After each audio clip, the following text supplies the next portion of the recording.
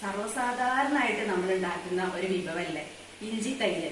ചോറിന്റെ കൂടെയൊക്കെ നമ്മൾ സൈഡ് ഡിഷായിട്ട് കഴിക്കുന്ന ഇഞ്ചി തൈരാണ് ഇന്ന് ഞാൻ ഉണ്ടാക്കാൻ പോണത്.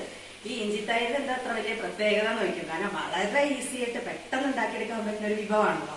പക്ഷെ ഞാൻ ഉണ്ടാക്കുന്ന ഇഞ്ചി തൈരിന് ഒരു ചെറിയ പ്രത്യേകത ഉണ്ട്. അതിൽ ചേർക്കുന്ന ഒരു ഇൻഗ്രീഡിയന്റ് ഉണ്ട്. അത് ചേർത്തിട്ട് നിങ്ങളൊന്ന് ഉണ്ടാക്കി നോക്കും. അതിന് സ്പെഷ്യൽ ടേസ്റ്റ് ആണ്. അപ്പൊ അതൊരു സ്പെഷ്യൽ ഇഞ്ചി തൈര് തന്നെയാണ് കേട്ടോ. അപ്പൊ അതിന് വേണ്ടിയിട്ട് ഞാൻ ഇവിടെ ഇൻഗ്രീഡിയൻസ് ഒക്കെ റെഡിയാക്കി വെച്ചിട്ടുണ്ട്. വലിയൊരു കഷ്ണം ഇഞ്ചി കുറച്ച് കഷ്ണങ്ങളാക്കിയത്, ഒരു പച്ചമുളക്, അത് എരിവിനനുസരിച്ചിട്ട് ചേർക്കാം കേട്ടോ. ഞാൻ ഇവിടെ ഒന്നേ എടുത്തിട്ടുള്ളൂ. കുറച്ച് കറിവേപ്പില, പിന്നെ നമ്മൾ ചേർക്കുന്നത് പച്ച കുരുമുളകാണ്.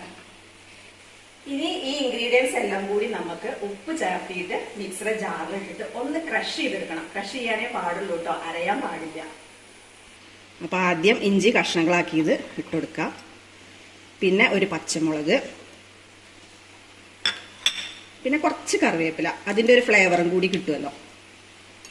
പിന്നെ അതാ പച്ച കുരുമുളക്. കുരുമുളകിന്റെ അളവ് വേണമെങ്കിൽ കൂട്ടാം കേട്ടോ, എരിവിനനുസരിച്ചിട്ട്.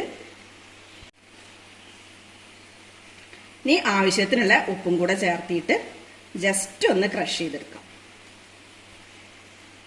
ഇതേമാതിരി തരിതരിപ്പോട് കൂടിയിട്ട് ക്രഷ് ചെയ്ത് കൊണ്ടുവന്നിട്ടുണ്ട്. ഇനി ഇതൊരു പാത്രത്തേക്ക് മാറ്റാം. അപ്പം ആദ്യം ഈ ബൗളിലേക്ക് മാറ്റിയിട്ട് തൈര് മിക്സ് ചെയ്യാം കേട്ടോ. ഇനി ആവശ്യത്തിനുള്ള തൈരും കൂടെ ചേർത്തിട്ട് മിക്സ് ചെയ്യാം. ഈ സമയത്ത് ഉപ്പ് നോക്കിക്കോളൂ കേട്ടോ, പോരാന്നുണ്ടെങ്കിൽ ഇപ്പം ഇട്ട് കൊടുത്താൽ മതിയല്ലോ.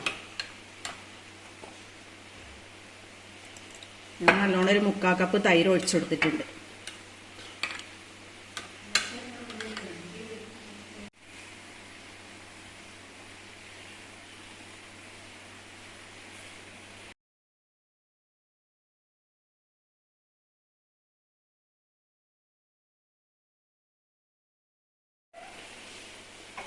അപ്പൊ അങ്ങനെ സ്പെഷ്യൽ ഇഞ്ചി തൈര് റെഡി ആയിട്ടുണ്ട്. എല്ലാവരും ഒന്ന് ട്രൈ ചെയ്ത് നോക്കൂ കേട്ടോ, നല്ല ടേസ്റ്റാണ് ചോറിന്റെ കൂടെ. പിന്നെ ഇത് ശ്രദ്ധിക്കേണ്ട ഒറ്റ കാര്യം, പച്ചക്കുരുമുളക് തന്നെ ചേർക്കണം, ഉണങ്ങിയ കുരുമുളക് ചേർക്കരുത് കേട്ടോ.